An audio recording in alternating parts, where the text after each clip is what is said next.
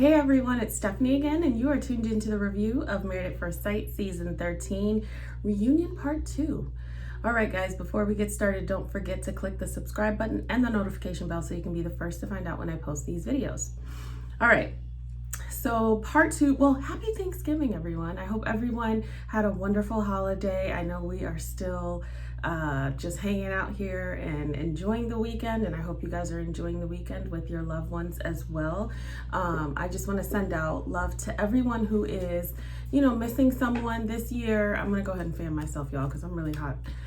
Missing someone this year. The holidays are a beautiful time, but it's also a time where you notice the ones that you miss the most. So I just want to send out loving energy out there to everyone who's missing someone this year. Okay, so Part 2 of the reunion came on this week. I'm not going to stay too long because it was a hot mess. It really was. It was really disappointing to watch the reunion because I felt like there was a lot of disrespect. And the last few seasons, or we've seen seasons where people have been disrespectful, but I feel like this season as a whole, like the most of them were disrespectful in some kind of way. Like it was an overwhelming experience of disrespect all throughout the season. I mean, all throughout the season, and then it got even messier.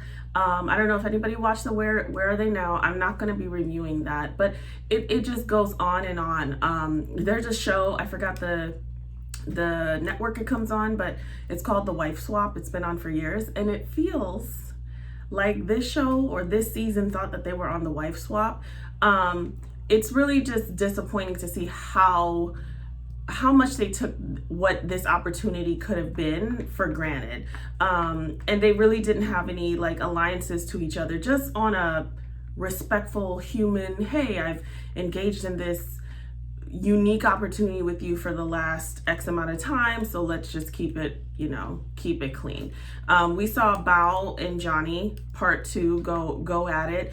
It's kind of like if you guys decided to, and I know that this is part of the process in terms of like reliving, but it seems like there's still a lot of tension amongst the castmates, and they're arguing as if this is like before decision day. This is not the reunion.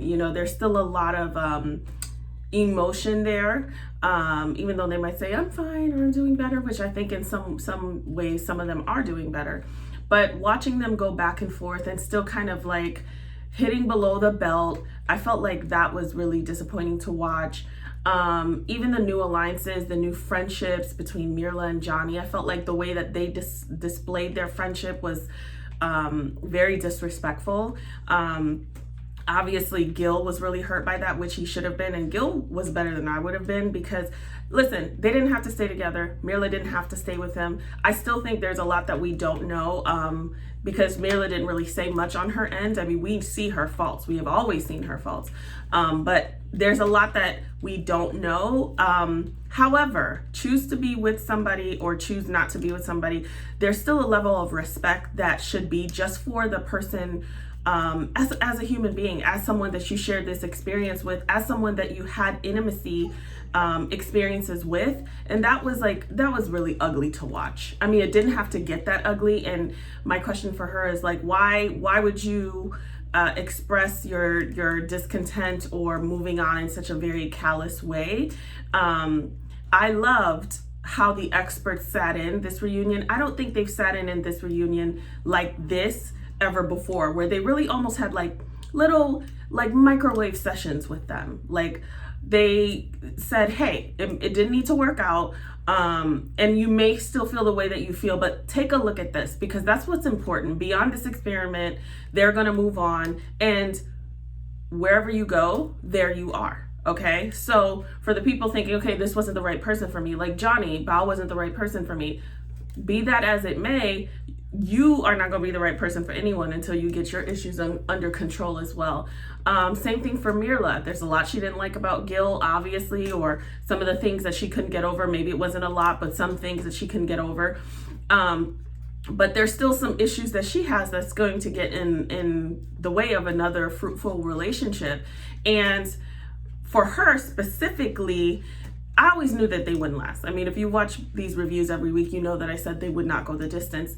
My concern with her is the the level of like pretend that there was in terms of really allegedly finding everything that she wanted and then being so quick to say, well, none of this really happened. And I think everybody watched it saying, well, no, we have footage of you saying that these are the things. And I wish that it just would have landed better if she would have said, hey, this is a great person. I enjoy this person. We had a good time together. We had a connection, but it's not going to work beyond this. Because then you look like an expletive, which I'm not going to say on here. And it's just okay for people to separate. But I didn't like how hurtful the whole experience felt.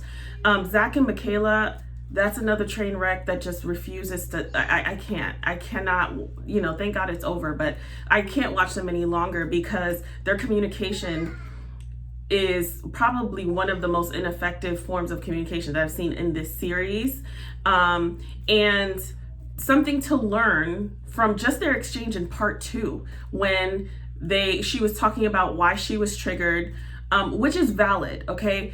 Why you're triggered is valid. However, you don't get to use that and respond to people and say, this is why, because people just don't have to deal with that. Like at some point, regardless of how significant it is, you can't just put that on people and say, this is why I responded this way. Well, you just don't get to do that over and over. However, if you ask for something, be ready to receive it. So if you say, hey, I want you to hear my feelings, I want you to acknowledge my feelings, and the person who might be in defense mode is saying, hey,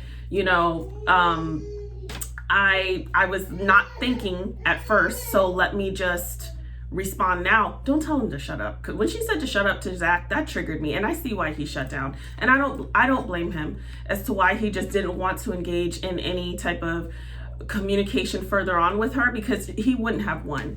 And a lot of people tend to do that. Oh, so-and-so didn't do this, or I said this and they didn't do this. But when the person turns around and maybe wants to turn over a new leaf or acknowledge that, hey, they missed it and they want to do better, you have to let them do that. Otherwise, you'll continue to get more of the same. So it was disappointing to watch. I don't feel like it had to go out like that. I feel like there's just such a level of disrespect. The wife swapping, where are they now? Like Johnny said, hey, if anybody wants Bao, essentially to the guys, they can have her. And this is a short amount of time that people have already moved on and are commingling. Friendships are fine because they have this unique experiment together. And therefore, a lot of them end up being friends beyond. And a man and a woman can be friends. So we don't have to assume that everyone who's hanging out is in a relationship or doing something. However, I felt like it's just messy. It was messy, like for most of them. And I feel bad for the people who genuinely came on, but they will find better. Let's be real. We've seen a lot of people not work out on this show, and it actually puts them on the path to find the person that they belong with. So yeah, the only person who's holding on is Rachel and Jose, which I feel like Rachel and Jose right now, what they're doing is very much what they would have been doing. And I think given this unique experiment where they don't really know each other for real, we love to sit and watch and say, this is what should be happening after 8 weeks. But if we really just step aside and look at what 8 weeks looks and feels like, or if we put ourselves in that time frame, then what they're doing is kind of what they would be doing. And I think it's the healthiest approach to seeing if this is something that actually could last beyond this whole 8 weeks, beyond the few months afterwards, to really get to know each other and see if there's longevity there, and to give it a good try versus saying, hey, it's just not going to work out. So I think it's great that they're doing that. Do I think that they'll last forever? I really don't know. I mean, I don't have high hopes, but I like that they're very honest in saying, hey, let's step back, because we're trying to get what we had, but what we had was also in a bubble. It wasn't in the real world. And let's see if there's something here that can work. So yeah, so that's pretty much my take on part 2. I mean, it was just messy as hell. My hope for them and for everyone is to recognize that therapy is not this thing that needs to happen when you have problems or where you go through stuff. And so it's like a reactive thing. You can be proactive. It's great. Like, we'll take it, just coming from a therapist and a coach, like, we'll take it if you do it reactively, but there's such healing and such power that can happen if you really just take a second to start assessing and having some self-awareness, and maybe just thinking about engaging in therapy long before you feel like you absolutely have to. It's kind of like if you're, air pressure in your tire light, the light in your car goes off. You don't want to wait till it busts on the, expressway before you say, okay, let me get a new tire. You want to say, okay, here are some things that could be addressed. So let's pull over and address this now before it becomes a real problem. And a lot of times we wait until a terrible accident in some capacity before we allow ourselves to kind of step back and really invest in ourselves. And I think in this society, a lot of times we're such a microwave society that we want the results quickly and we want to buy the thing and feel the thing immediately. And so a lot of times people say, well, therapy is expensive, or, like, what's the point of talking to someone? Well, so is whatever you purchased. I mean, it's just what you value. There's a lot of change that is, combined with longevity that could shift a lot in your life. And it doesn't happen overnight, so it just depends on what you value. But hearing some of them say, I'm seeing a therapist, I'm going to a therapist, I thought that was so great, because there's still a stigma associated with it. But I think that what we can all take by looking at it is, hey, I don't have to wait until I have an issue. Guaranteed, if you go see someone that you really connect with and you think could help you, if you sit there, you will find something. Because the unique thing is that we're not all that different. We all have something, that's the unique thing. I remember watching something a very long time ago where someone was saying, well, I've been through this trauma. And the person was like, okay, well, so have we all. Like, and not in a dismissive way, but if you really think about it, there are experiences that we all collectively have. It might vary in how and who and where and why, etc. But there is something that you can do to kind of better yourself and to kind of seek help with. So that's always the messaging. That's always how I watch it. Like, I watch it personally and I yell at the TV just like you guys, but I always think, okay, what can we learn from this? What am I seeing that I think, oh my God, that's horrible, and I might be doing in my own life? Because it's so easy to like watch these shows and say they shouldn't be doing that. I can't believe they did that. But then we mirror those things in our own lives. So it's a great way to put a mirror to yourself and recognize your own imperfections and do better in your own life. So that's how I love to watch it, and that's how I love to present it.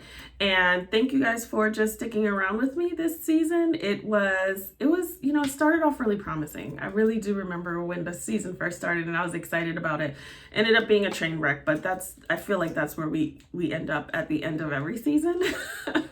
So thank you so much for watching. Also, do not forget to subscribe, and I will not be reviewing Where Are They Now, because whatever.